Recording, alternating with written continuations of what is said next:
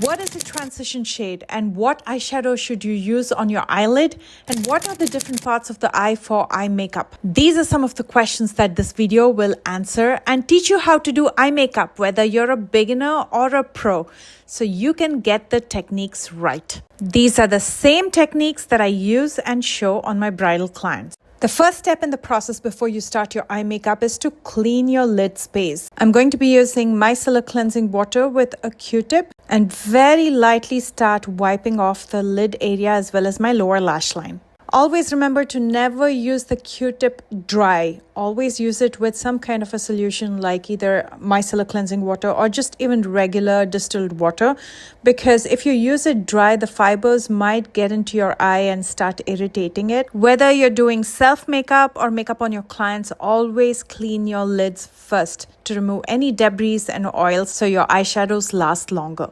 I'm going to finish up the base makeup on my face and be right back. And if you want to know how to do step-by-step base makeup for beginners, I'm going to link it right after this video in the end screen. I like to always apply some loose powder underneath my eye before starting eye makeup, so in case there's any fallout, I can dust it off after I'm done with my eye makeup without disturbing the base makeup. The first thing that I like to do is my eyebrows, so I can get done with it before starting eye makeup. Today I'm going to be using the $1 Billion Brows pencil in black. This is a microfine tip brow pencil and has a spoolie in the back, so I'm going to use it to brush my brow hair downward so I can clearly see on top and fill it in. And I go really slow and I do delicate hair-like strokes so it looks as natural as possible. And again, I'm going to use the spoolie in the back to brush my brow hair upwards so I can see at the bottom and fill it in. I always go along the shape of my brows so I can enhance the natural shape of my eyebrows. As you can see, the color on my lid is completely different from what it is on my brow bone underneath my brows. So the first step before applying eyeshadow is to create that clean canvas, for which you need an eyeshadow base to even out the skin tone. Today I'm going to be using a concealer. This is the Estee Lauder Double Wear in the shade 3N. I'm going to apply it all the way from my lash line to my brow bone just underneath my brows so that entire area looks like one skin tone. So I can start with a clean canvas. Instead of a concealer, you can also use an eyeshadow primer if you prefer.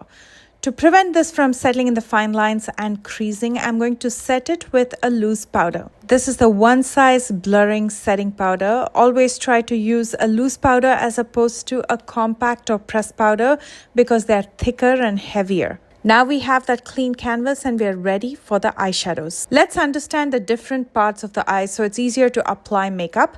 This is the mobile lid. This is the socket used as the crease line. This is the outer corner, the inner corner, the lower lash line, and the brow bone. I'm going to first start by touching and feeling my socket area. You'll find that depression in the bone, and that's where I'll be applying the transition shade. Using a blending brush. Blending brushes look like this. They're rounded on top and it's very easy to blend with them. This is the KΑYA Beauty A502 brush, and I'm going to pick up a light brown eyeshadow from the Ofra Boring Palette, which is my collaboration with them. And I'm going to start using that eyeshadow in the socket area, blending it back and forth. And that becomes my transition shade. A transition shade is an eyeshadow that you apply to help blend the darker colors or lighter colors smoothly into your skin tone. And that's why you choose a shade that's a close match to your skin tone for your transition. Now, because I have brown skin, I chose a brown eyeshadow. It creates that soft fade between your lid and your brow bone, so there's no harsh lines. Think of it as a blurring filter for your eye makeup. I'm also going to use it in the very outer corner, and then with a flat fluffy brush, this is the KΑYA Beauty 209 brush, I'm going to use the same eyeshadow and buff it out in my lower lash line. And the reason you're doing this is to balance the lower lash line with the lid. Once again, press and feel the socket area because we'll be deepening it further, for which I'm going to use a deeper shade of brown with a smaller blending brush. This is the KAYA Beauty 504 brush, and you can see it's much smaller and more tapered than the first brush that we used for the transition shade. I'm going to first start by placing that deeper brown eyeshadow in the outer corner and the outer crease before I start to blend and soften it up. And the reason you choose a smaller blending brush for this is because you want it to be extremely focused in that socket area, and you don't want to be blending it out as much as you did with the transition shade. So transition shade will be more diffused than the deeper brown shade which we use to add more depth in the crease.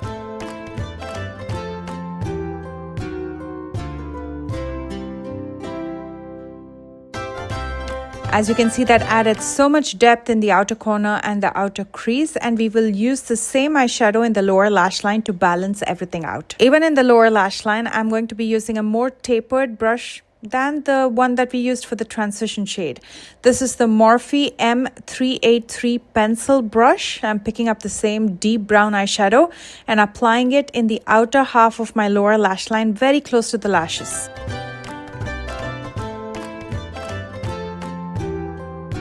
And again, that is how you balance out the lower lash line with the lid. Now this next step is super important. Take a clean, larger blending brush. This is the A503 brush, again from KΑYA Beauty. Another brush that I absolutely love is the e.l.f. large concealer brush.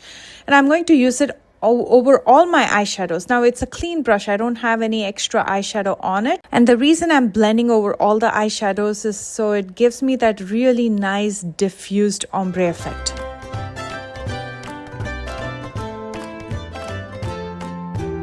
And then for my lower lash line, I'm using that flat fluffy brush to do the same.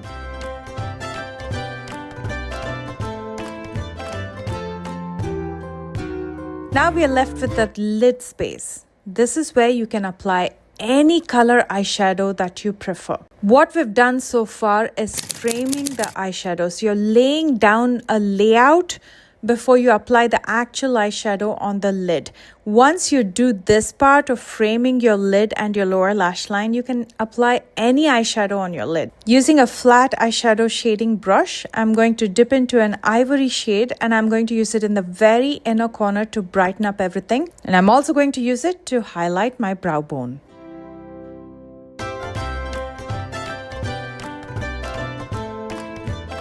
Again, I'm going to use a large blending brush to blend everything out so we don't see any sharp lines or edges. And if you feel like your outer edge needs a little bit more softening further, you can use some translucent powder, again with a blending brush, and go over just the edge to give a more diffused look. I want to add a little bit more depth in the very outer corner, for which I'm going to be using a flat definer brush. This is from Laura Geller, and I'm going to pick up some black eyeshadow and stamp it in the very outer V. Always remember to use darker eyeshadows as you get closer to your lash line and lighter eyeshadows as you move upward and outward from the lash line. I'm going to lightly smoke this out so it looks well blended with the other eyeshadows.